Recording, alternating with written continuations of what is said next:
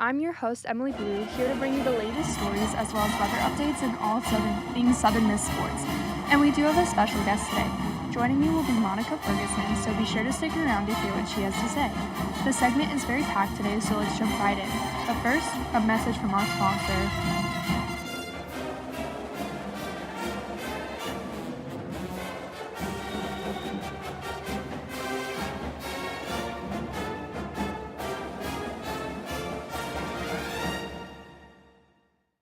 Sponsorship for Southern Miss Today comes from Mississippi Beverages. Mississippi Beverages provides water, water coolers, and coffee service throughout South Mississippi.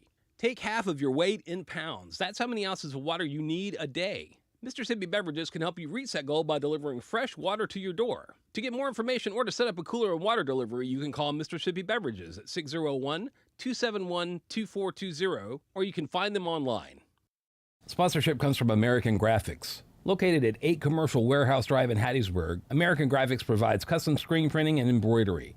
They can be reached by phone at 601-602-2277, and the website is goamericangraphics.com. American Graphics, printing at its finest. Welcome back, everyone, and happy Tuesday. In USM campus news, the University of Southern Mississippi's School of Education has been ranked number 99 among the 2024 best education schools in the nation by the U.S. News & World Report. Designed for prospective students looking to advance their education, the Best Education Schools ranking evaluates programs on 9 distinct factors that include indicators related to student selectivity, faculty resources, research activity, and peer assessment. The rankings evaluate all public and private institutions across the country to empower prospective students that choose the best fit for their educational needs and career goals. The University of Southern Mississippi's Gulf Park Health Center invites members of the campus community to lace up their walking shoes and join in the monthly Strut Your Stuff Walk and Talk, which is a 1-mile walk around the school's beautiful beachfront campus with GPHC nurse practitioner Connie Richardson. The walk takes place on the first Wednesday of every month, beginning at 12:15 p.m., with participants meeting at the GPHC. The first walk took place April 3rd, where participants asked questions about bone health, screenings, and blood pressure.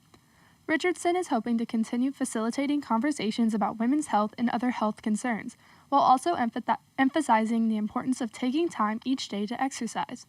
The next gathering will be on Wednesday, May 3rd.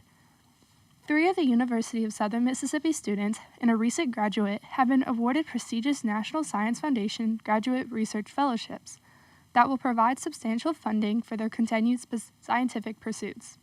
The awardees include Damian Cooper, a senior from Batesville, Mississippi, majoring in chemistry, Carmen Dunn, a second-year doctoral candidate from Lenoir City, Tennessee, Zacchaeus Wallace, a senior from Jackson, Mississippi, majoring in polymer science and engineering, and Baylor Lynch, a 2022 USM graduate from conservation biology from Griffin, Georgia.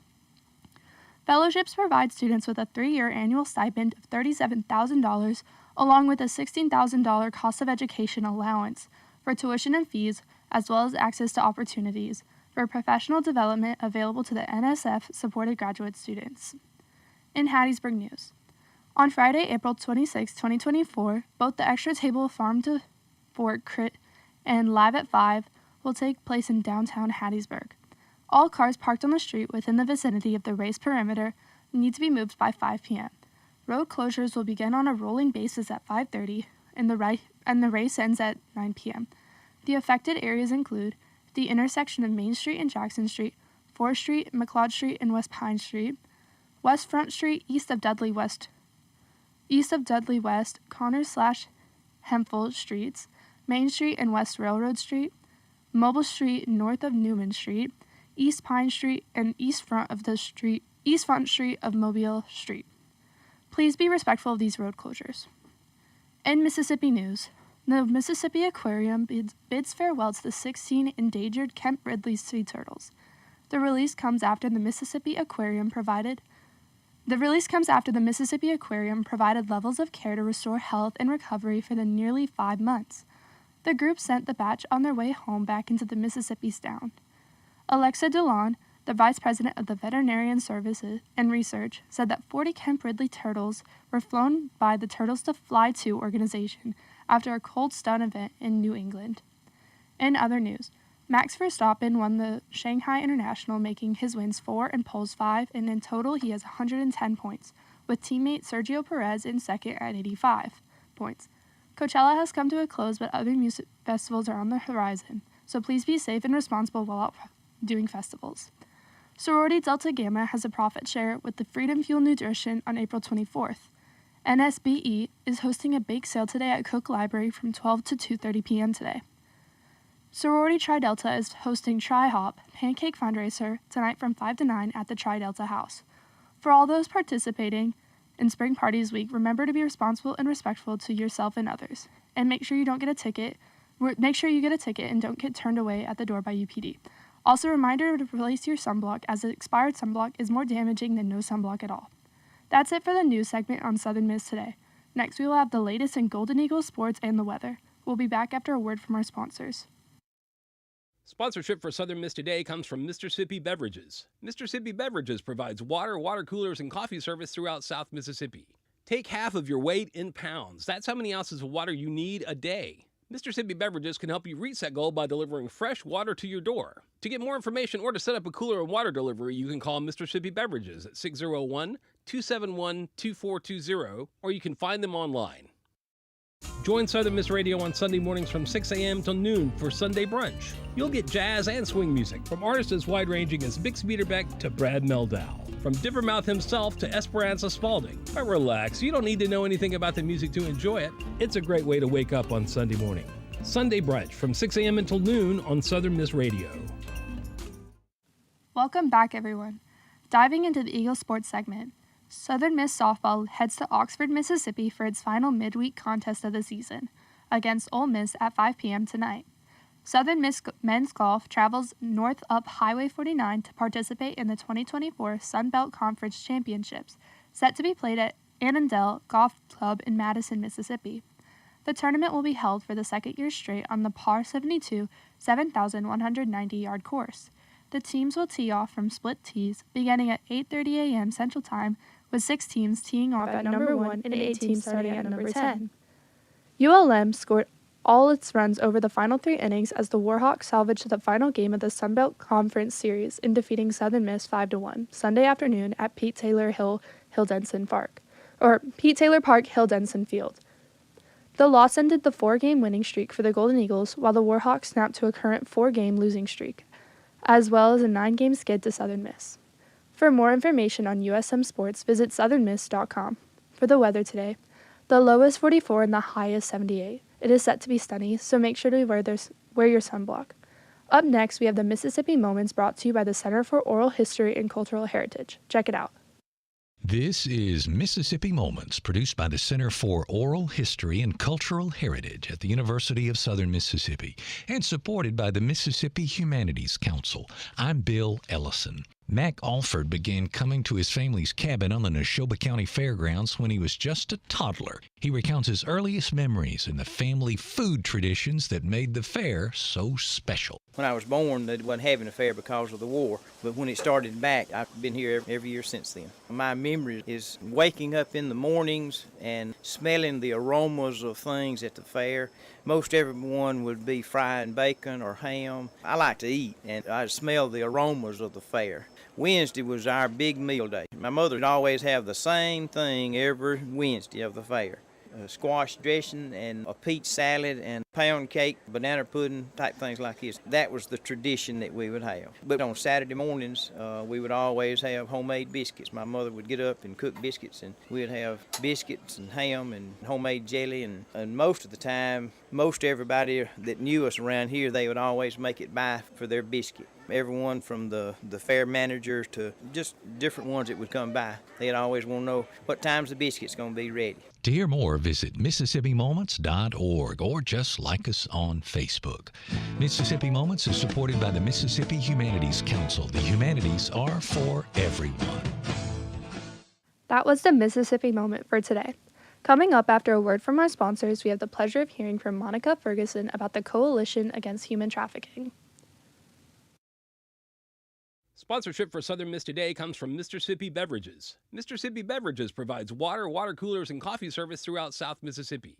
Take half of your weight in pounds. That's how many ounces of water you need a day. Mr. Sippy Beverages can help you reach that goal by delivering fresh water to your door. To get more information or to set up a cooler and water delivery, you can call Mr. Sippy Beverages at 601-271-2420, or you can find them online.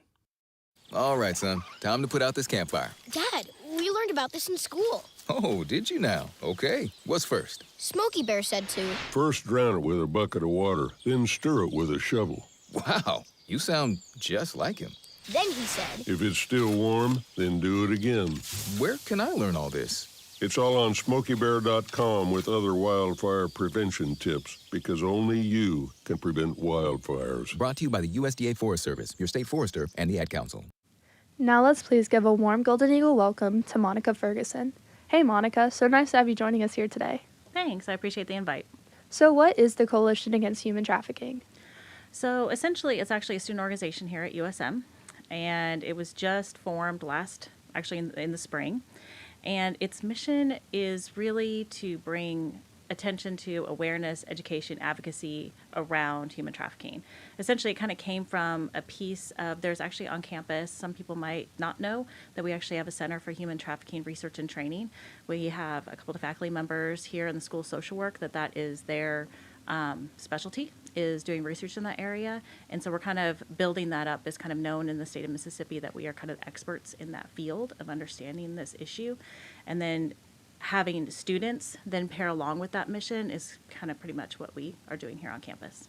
So it's a student-run organization? It is student-run, but it's actually open to anyone in the community. So our membership is open to any community members, alumni, anybody who has an interest or a passion in human trafficking. But it's a student organization, so all of our officers are students. Oh, that's really neat. I had no idea. Yeah. And do y'all host events for this? Yeah, we do. Like I said, we're brand new, right? So this is our first full year of actually getting going. And so this year we did some Human Trafficking 101 series kind of in the fall to basically just kind of explain and myth bust kind of really what is human trafficking, because it's such a hot topic right now and everybody's talking about it. Mm-hmm. There's been some films done about it, but there's a lot of misinformation around it. So we did some of that. So we did some education trainings around that in the fall. And then we also in January partner with an organization to basically distribute those little small travel soaps. We all gathered here over at Trent Lott, and it was a community-wide event. We labeled soap with basically the National Human Trafficking Hotline number and basically resources, and we canvassed all of the hotels here in the area. We went out and distributed all of those to the hotels that would accept them and to place into their hotels. So basically, if someone could be in a situation, they could have access to knowing what are the signs, is this trafficking, and then how to reach out. And every hotel in this area in Hattiesburg actually accepted those soaps. Oh, that's really neat. I had no idea. Like, that's such a really impactful thing that y'all have managed to do. So you said that y'all are a new organization. So how long have y'all been on this campus? Really not even, barely a year. We stood before the committee at leadership to actually form just very late spring last year. So March of last year. So we probably are official, probably a year old. So very, very baby organization on campus. But it's really neat to see how much of an impact you've been on the community with being just a year old.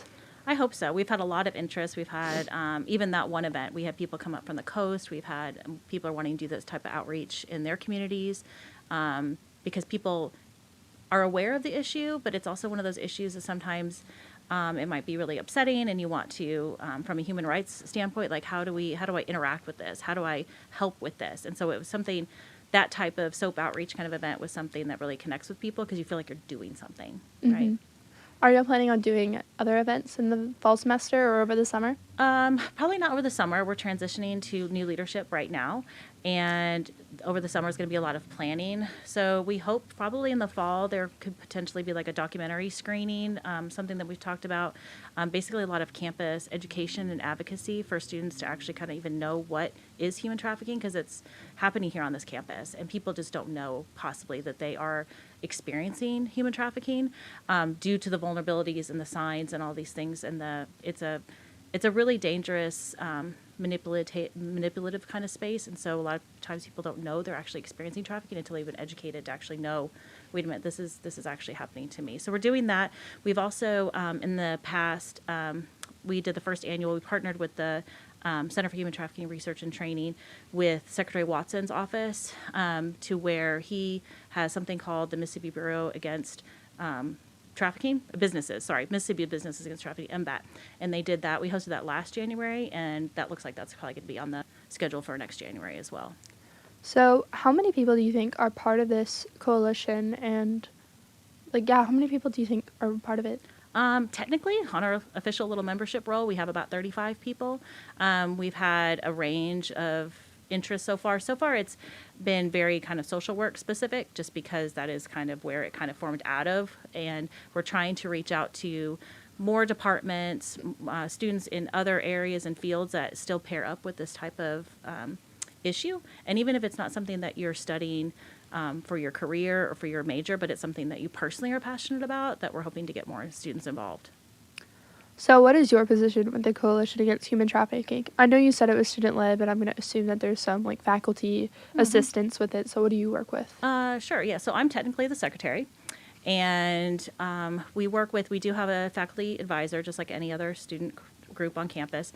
That is Dr. Kimberly Hogan, and she, like I said, she is over the center here on campus, and that is all of her research. She came to us from ASU, got her PhD there. Her dissertation is working in that area, and she's just been spearheading just really this trafficking research and awareness ever since she's gotten here to Hattiesburg. So, where can people find information on either just the coalition in general and what y'all say about human trafficking and membership? Where do y'all do your public information? Sure. I mean, pretty much like everybody else, really the best place. We don't have a website per se, but we have an Instagram account. So that is USMCAHT, the Coalition Against Human Trafficking. So really, Instagram is going to be the best place. The center does actually have a website that you can go there here at USM. If you just go to usm.com and look for the Center for Human Trafficking Research and Training, they're going to have a lot of information on there. There's, as far as access to, if you want more information, there are actually some free trainings out there that we can point you to as well if you want to get more informed yourself personally. So, I know that you mentioned with the soap, I'm going to assume that probably costs a lot of money to do. Do y'all accept donations for those wanting to support the organization, maybe not with hands-on and time, but want to support it with money? So we'll accept money, right? Everybody will accept money. Since we're such a brand new organization, we're not technically a nonprofit status just yet. So we aren't able to do as far as the actual write-off receipts, things like that for people to do tax deductions. We hope to have that up and running in the next year. But we would gladly work with somebody and accept any kind of funds. You can just contact us through that social media, just private message us through there, and we can get you in contact with how to do that. And so, again, you mentioned with the community coming out and helping with the soap. Are there any service opportunities that y'all offer anytime for the public? Actually, we just did an outreach as well, that we did a cleanup effort. We partnered with the local domestic violence shelter here in town, and we did basically just their entire space, their patio space, backyard space had just been run down and dilapidated and needs to be cleaned up. So we did something like that, and I see us partnering with them in the future. So that type of work as well as a soap outreach. But it really is more of this organization, there will be some things to do, quote unquote, but it's really, our mission is primarily in the forefront of just education and advocacy and awareness. And what are some of the goals that you have for this organization? I know it's such a new organization, and y'all aren't quite at nonprofit status yet. But what type of goals do you see that you have and want to live out for this organization? Pretty much first and foremost, what we've been focusing on right now. So when I say even education, that's a kind of a broad word. Okay, education about human trafficking. So what? Is really a lot of myth busting and really understanding, because there's a lot of assumptions around human trafficking. For example, everybody thinks, the first thing anyone thinks about is sex trafficking, but there's actually two forms of trafficking, both sex and labor. And labor trafficking is actually probably a bigger issue than even sex trafficking, but nobody is talking about it or understanding it, or what to look for. So we're doing a lot of myth busting. Another huge one that we know actually in the research and from talking to people who, those of us that work in this field, is people assume it's the white van that you're going to get grabbed from the Walmart parking lot. Kidnapping per se is 1 or 2% of the actual field of victims who end up in this situation. the actual highest incidence of trafficking actually happens within families, familial trafficking. And so it's things like that that we're wanting to get the understanding about, the word out, so that people understand it's not necessarily what the media has created of what human trafficking really is. It's not the film Taken, like that does happen. You can't say it doesn't happen. But we need to be much more aware of the signs, the vulnerabilities, and what human trafficking actually is, because we're missing a lot of people that need help. So I know that you just said, like, it's not always being taken, and it's not always just this, but how can somebody protect themselves from being a target for human trafficking? So when we really talk about human trafficking, really, it's really a crime of vulnerability. And so honestly, both of us just sitting here right in this room are vulnerable to human trafficking, because we all are vulnerable for something, right? It might be feeling loved. It might be appreciated. It might be hunger. It might be shelter. It might be a lot of these kinds of things. So I can't really say that there's like a thing, right, to do to protect yourself from becoming a victim of human trafficking. It really has to do with protecting yourself from what do you kind of know about your vulnerabilities, A. B, if you are in situations where shelter, food, honestly, drug use, addiction, things in that space, of knowing that this is a slippery slope of something of safety, and getting help for those issues will protect you potentially from future harm. So remaining conscious about just everything about yourself, and it happens so much, and you can't be too fearful, because that's going to cause another vulnerability, because you're constantly scared. You just have to remain conscious and make sure you're aware of what's going on and that sort of stuff. Yeah, absolutely. Because it's not, I think most people expect me to answer that question with, like, be aware of your surroundings and carry mace or something like that. But that's not really the type of space that this happens in. Unfortunately, it's much more subversive. It's very exploitative. Even the word trafficking is confusing. I wish those of us who work in this field wish it wasn't called human trafficking, because it makes it sound like you have to be picked up and moved somewhere. Yeah. Right? But that's not required. Transportation is not part of the legal description of trafficking. It really should be like human exploitation. Like, that's really what this crime is it exploiting someone in that vulnerable space for profit. I'm learning so many things about it that I had no idea. Because I knew just about, like, you're going to get taken, or like sex Right. trafficking and that sort of things. Exactly. And yeah, so you mentioned that it's located and run by students at USM, and that the public is welcome to join it. And are y'all a solo branch, or do y'all like branch off of something else? Yeah, that's a great question. No, we just came up with this idea. We're right here. It's not part of a larger organization, that we're not connected to anything. It really was just students that felt this needs to have a space on our campus. Along with the fact that our university already is becoming kind of in the forefront in the state of being an expert in this field. And so it's a great opportunity for us to make sure that we are doing our part, right, even on our own campus. Well, thank you so much for informing all of us about what human trafficking really is, and about this organization on campus. Yeah, no, I appreciate it. I'm glad that we got a little platform to be able to tell people about it. And if they're interested, really, because we are looking for members, we're looking for some new leadership opportunities, things like that, to definitely connect to us through Instagram.